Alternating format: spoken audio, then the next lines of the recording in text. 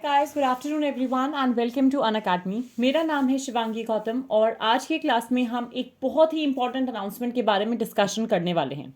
कुछ दिन पहले ये रिपोर्ट आई थी, रादर ये एक नोटिफिकेशन भी जारी किया गया था कि जो IRMS का एग्जामिनेशन है, जो रेलवे मैनेजमेंट सर्विसेज का एग्जामिनेशन होगा, वो अब से एक सेपरेट पेपर हुआ करेगा, ना कि यूपीएससी सिविल सर्विसेज के अंतर्गत किया जाएगा। लेकिन कल ही जब यूपीएससी का नोटिफिकेशन आया, जहां पे इस साल के लिए number of vacancies, exam date, form आप कब से फिल कर सकते हैं, सब कुछ स्टार्ट हुआ। वहीं पे ये चीज़ भी मेंशन कर दी गई कि जो IRMS का एग्जामिनेशन है इस साल यूपीएससी सिविल सर्विस रिक्रूटमेंट के थ्रू ही करा जाएगा, और जो भर्ती होगी IRMS परीक्षा में उसका माध्यम जो एक अलग से बोर्ड बनाने वाले थे, अलग से एग्जामिनेशन कंडक्ट कराने वाले थे, उसमें से कुछ भी नहीं होगा।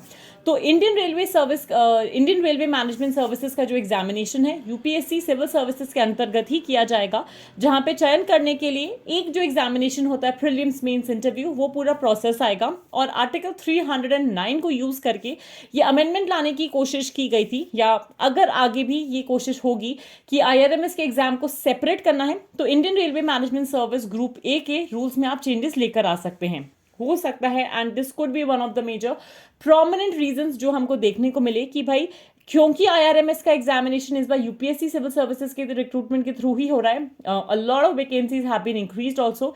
आप अगर टोटल वैकेंसीज भी देखेंगे पिछले 7 सालों में, इस बार सबसे हाईएस्ट नंबर ऑफ वैकेंसीज आई हैं for the UPSC civil service examination itself.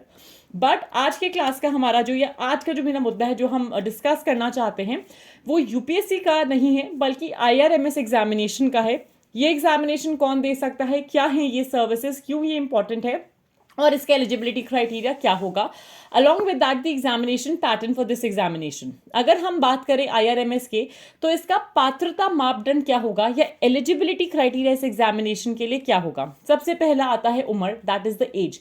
21 वर्ष से 32 वर्ष, सेम उम्र फॉर द जनरल कैटेगरी या अनरिजर्व कैटेगरी कैंडिडेट्स, जो कि यूपीएससी सिविल सर्विसेज के लिए होता है। अपर एज लिमिट में अगर हम 32 वर्ष की बात करें तो 5 साल की छूट है शेड्यूल्ड कास्ट के लिए, शेड्यूल्ड ट्राइब के लिए, और 3 साल की छूट है जितने भी ओबीसी कैटेगरी के या ओबीसी वर्ग के कैंडिडेट्स हैं उनके लिए। कुछ फिजिकल और विजुअल क्राइटेरिया भी हैं, यानी कि भौतिक और दृश्य मापदंड भी हैं, जिन which have to be fulfilled continuously by all the candidates.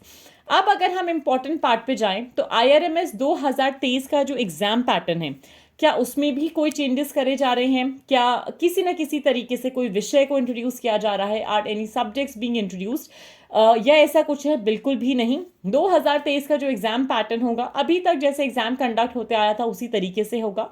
That means examination 3 कैटेगराइजेशंस में या 3 लेवल्स पे होगा।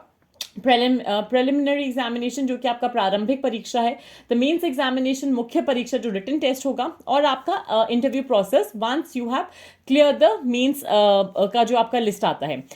प्रिलिमिनरी या प्रारंभिक परीक्षा की अगर हम बात करें तो एक कॉमन जीएस पेपर होगा हर टेक्निकल और नॉन टेक्निकल स्टूडेंट के लिए, जो कि यूपीएससी से ही होगा, उस दिन ही होगा। मेंस एग्जामिनेशन या जो मुख्य परीक्षा होगी उसमें स्पेसिफाइड सब्जेक्ट्स होते हैं टेक्निकल एप्लीकेंट्स के लिए, जिनको सेम टेक्निकल पेपर्स मिलेंगे जैसा कि IES मेंस एग्जामिनेशन में देखने को मिलते हैं। जो आपका इंडियन इंजीनियरिंग सर्विसेज है उसमें जो जो एग्जामिनेशंस मेंस में आते हैं, सेम तरीके से टेक्निकल कैंडिडेट्स को वो मिलेगा। लेकिन जो नॉन टेक्निकल कैंडिडेट्स हैं, मतलब वो सारे के सारे कैंडिडेट्स जिनका बैकग्राउंड इंजीनियरिंग नहीं है, बट उसके अलावा it could be commerce, it could be accountancy, वो भी अप्लाई कर सकते हैं इसमें। उनको ऑप्शन दिया जाएगा कि आप अपना ऑप्शनल सब्जेक्ट इस एग्जामिनेशन के लिए चूज कर सकते हैं amongst technical, electrical, electronic, civil, mechanical, non technical etcetera. और इसी के साथ साथ एक प्रोमिनेंट जंक्चर और आता है IRMS की परीक्षा में, और वो क्या होता है कि जब भी हम बात करते हैं जनरल एप्टीट्यूड या जनरल पेपर्स की, तो जनरल पेपर्स जो है वो सिमिलर ही रहते हैं जैसे कि आपके यूपीएससी मेंस में होते हैं। Once you have clear the examination, once आपका मेंस एग्जामिनेशन क्लियर हो गया है, आपका इंटरव्यू का राउंड आता है, और इंटरव्यू राउंड के बाद रादर हर साल ही कट ऑफ निकलती है depending upon the engineering category, technical, electrical, electronic, civil, mechanical.